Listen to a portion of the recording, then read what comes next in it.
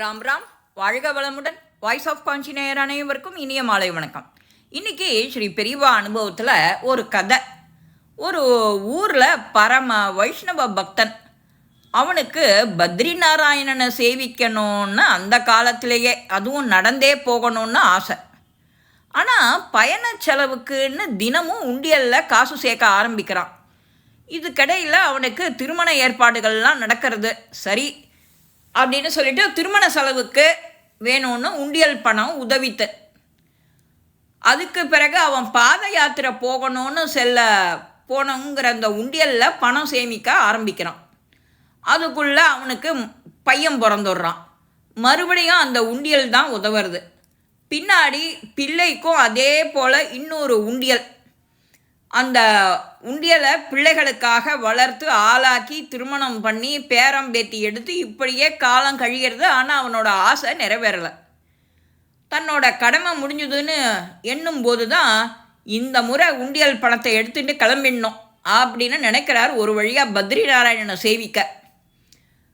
சேவிக்க பல மாதங்களாக நடந்து நடந்து நடந்து வரார். பத்ரிநாத் வந்து அடைஞ்சு விடுறார். அந்த முதியவரோ இவர் கோவில் வாசலில் வந்து நிற்கவும் சரியாக அந்த பட்டர் நடை சாத்த சரியாக இருந்தது. பட்டரோ இனி 6 மாதங்களுக்கு பிறகுதான் நடை திறக்கப்படும்னு சொல்லிண்டே அந்த முதியவரை பார்த்து நகர்ந்துட்டே போகிறார். பட்டரோட கால்களை பிடிச்சுண்டு கதற ஆரம்பிக்கிறார் இவர். இந்த முதியவர், ஐயா, என் வாழ்க்கையோட லட்சியமே இவனை வந்து ஒரு முறை சேவித்துடணும் அப்படிங்கிறது தான். நீங்கள் நட திறந்தா அப்படின்னு கண்ணீர் விட்டு அழறார். பட்டரோ அசையறதா தெரியல. மூடிய நட திறக்க மாட்டோம் அப்படின்னு சொல்லிட்டு நகர்ந்து போயிடுறார். என்னோட தலைவிதி அப்படின்னு எண்ணி வருந்துறார். இனிமேல் எந்த காலத்தில் நான் மீண்டும் நடந்து வந்து பத்ரிநாதனை சேவிக்க முடியும் அப்படின்னு அழுதுண்டே புலம்புறார். பட்டரோ அந்த மலையை விட்டு இறங்க போகிறோம் அப்படின்னு அவரோ சொல்லவும், இவரோ கிழவன், நீங்கள் போங்க, நாங்கள் இன்னும் கொஞ்சம் நேரம் அமர்ந்துட்டு வரேன்னு சொல்கிறார் அவர். சரி, எல்லாரும் அப்படியே இறங்க ஆரம்பிக்கிறா.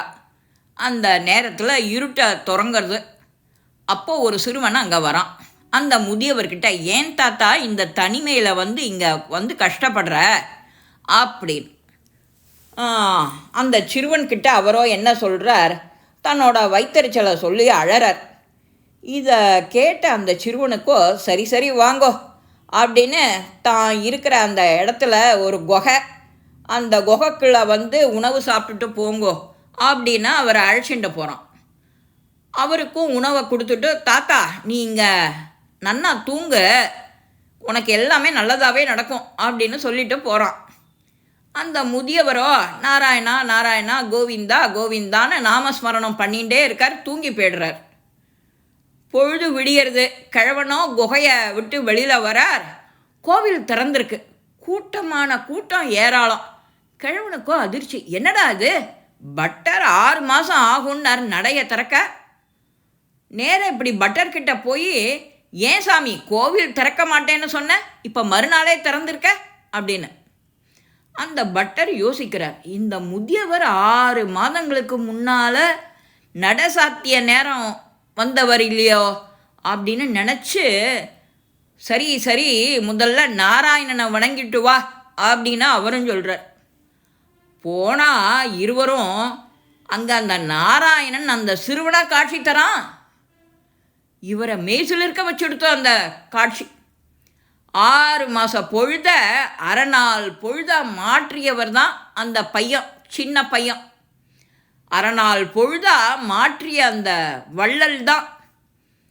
நீ ஆடாத நாடகமா, போடாத வேஷமா, எப்படி எனக்கு வந்து அருள் புரிஞ்ச அப்படின்னு அவர் ராமகிருஷ்ண ஹரி பாண்டுரங்க ஹரி ராமகிருஷ்ண ஹரி பாண்டுரங்க ஹரி அப்படின்னு ஆனந்த கூத்தாடுறார் அந்த முதியவர்.